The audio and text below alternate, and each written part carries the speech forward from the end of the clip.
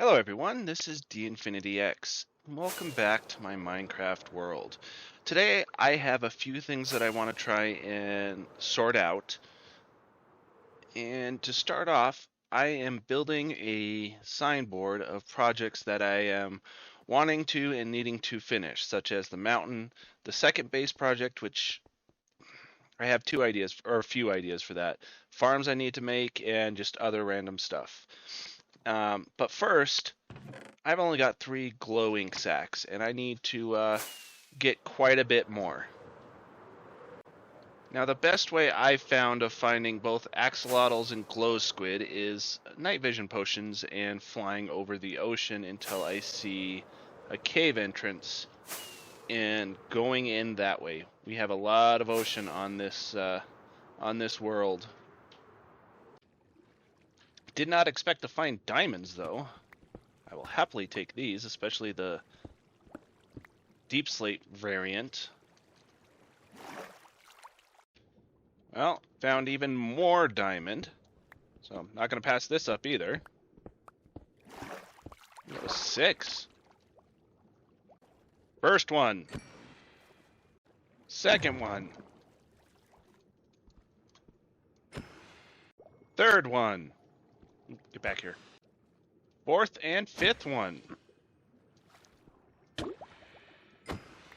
Sixth one. Seventh one. So after searching for... Oh, that was wrong button. After searching for about 15 minutes, I ended up with 28 glowing sacks and the 7 glow squid, which... I am honestly curious to see if I get more diamonds or glowing sacks after that little excursion. And survey says more glowing. That's okay. Alright, so to start, I have made up the list of so far 7 things that I'm going to need to do to the mountain. I've got the cave entrance, greenify the river, the mountaintop base, finishing the mountain, that should probably be last. The nether portal, which I have a really cool idea for, the bottom lake, and the waterfall cave train. Real quickly, I want to touch on the nether portal because I think I've come up with a really cool idea. So back here, when I was doing the rings, I started making this little indent right here. Because I thought, oh, it'd be kind of cool to have water rolling down this side of the mountain. And then I started thinking, well, what else could come out of a mountain but lava?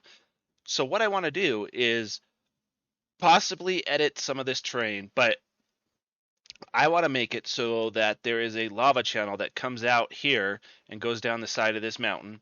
I'm going to end up replacing a good chunk of these bricks with like basalt and having this basalt scar going down the mountain. Not basalt, deep slate and blackstone. And then I was thinking, well, what other thing could I do right here that would be lava themed-ish? So I thought, well, this would be perfect for the nether portal. So right about here is where the nether portal is going to be, and it's going to connect up to this, and it's going to be a very... Oh, I fell off. I wasn't sure what happened there. So this area right here, I'm going to designate for the nether portal and nether region. It's the idea I had before. I'm just going to take it, to the next step, hopefully. And then the next board over here is the second base project. Not second base as in, oh, I'm going to build this and then just immediately move to a second base. No, this is going to be complementary to this base. So I have a town of skyscrapers. And that was my thought of over here, was to turn this into kind of like a big city that is right next to the mountain. And I had a bunch of cool ideas for that, how to connect it up and make it all look really cool. Next one was a spaceship. Now, as far as spaceships goes, I have built a few. The first server I ever played on was called Shinecraft. And in that server, I had a little town, and then above the little town, I had a spaceship. And I spent most of my season just on building that spaceship. That I miss that world so much because I had a triple spawner that I had made. I had all sorts of fun, cool stuff. Um, but yeah, so I think a spaceship would be really cool, kind of hovering over the area, and this could be all included in it anyway. I might decide to make the town more futuristic-y spaceport, which would be cool. What do you think?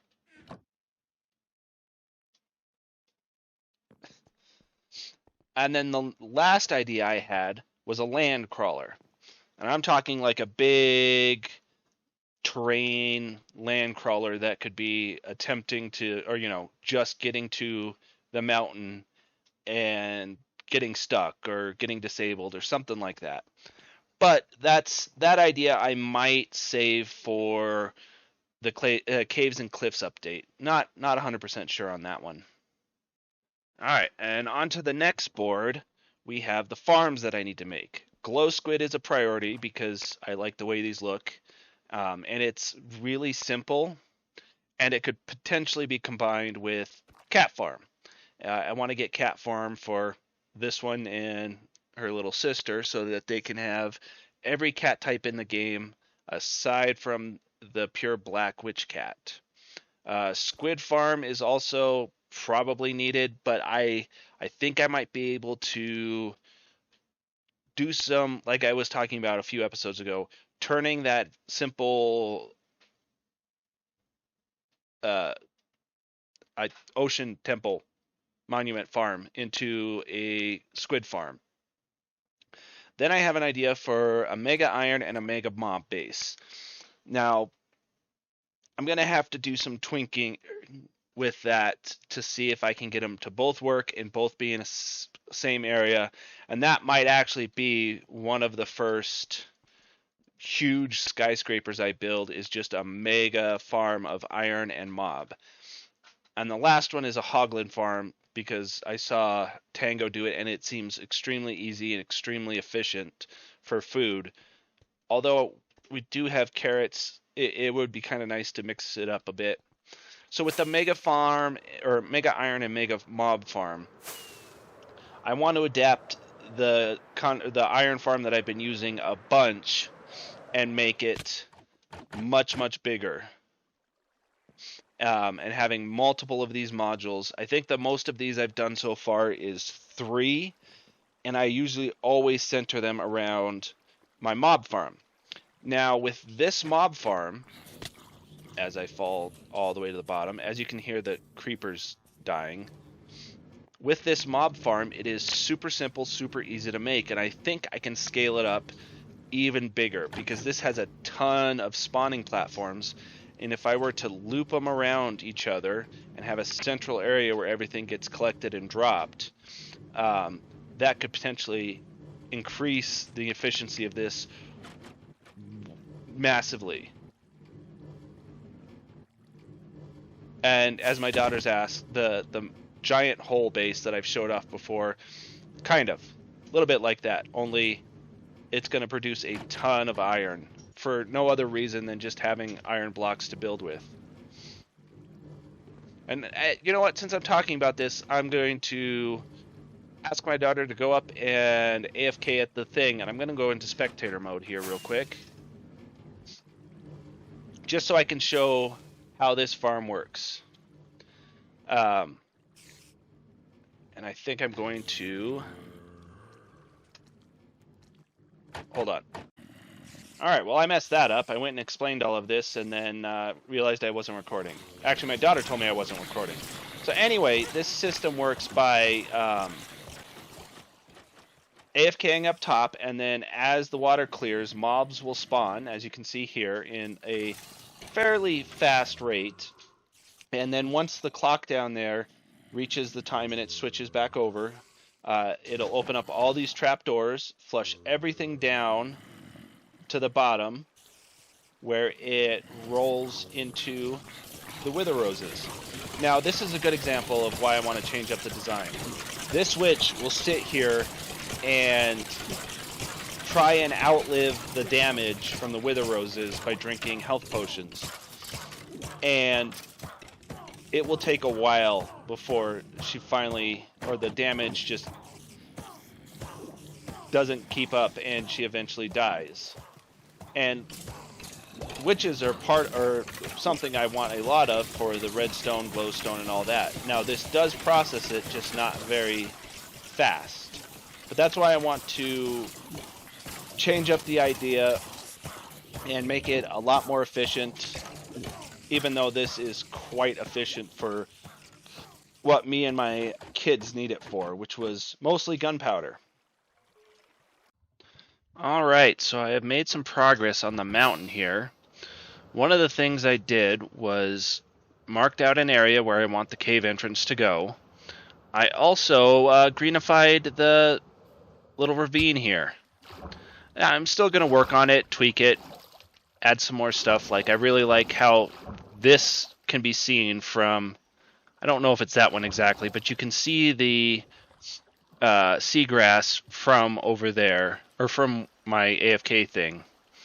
But yeah, I've come through, I've added some more light, I've added some more decorations, moss, leaves, vines, just to make this feel like this water has been giving this place life. And if we go up here, I have also marked out what I want the top of the mountain base to kind of look like. I'm not 100% on it yet, but we have this kind of snail-looking thing that's, you know, the more I think about this, that snail is going to look like it's spitting water out of down the mountain, which is honestly kind of funny. So yeah, that's staying. But this is going to be kind of the shape of the top of the mountain here. And once I get it built up, or started to being built up, I'm going to bring the mountain up just a little bit more around this. I'm going to terraform around the snail's face here and make it green. And then I also want to add a trail that comes all the way up the mountain. So what I'm going to do here, I don't want to necessarily break those because I still haven't built a squid ink or a glow squid farm. The other thing I did was I started mapping out the first skyscraper that's going to be going over there, and it's going to be quite massive. So let me take you to the creative world I've been using to kind of design how I want to make a massive mob and iron farm. Just like that, except ramped up to 10. Alright, so this is the concept I came up with for the Mega Iron and Mob farm. There's still a few kinks I have to work out, like these iron golems getting stuck on the side of the water or the walls there. But essentially, I've just taken the concept I used in the other mob spawner, which is a 15 by 7 spawning platform, and I'm going to do it on all 4 sides, all the way up. And then on the back of each of these, it's going to be an iron farm. I think part of the problem is the height. At first, I did 16 from this layer, but it didn't work. So I went 20 from this layer right here, and that's working better, but still not great because these two. This one will almost always reliably spawn. This one kind of almost always spawns, and that one, it just kind of depends. That one rarely spawns. So I'm going to have to tweak it a little bit. I think I'm going to go, instead of 16 blocks from there, I'm going to go 20 up, which will unfortunately reduce the amount of iron golems that can spawn.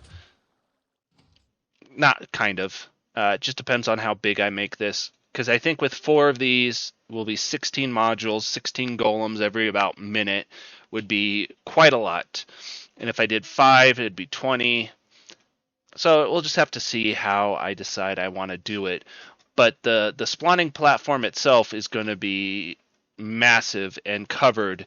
So hopefully this thing will just crank out tons and tons and tons of mob drops.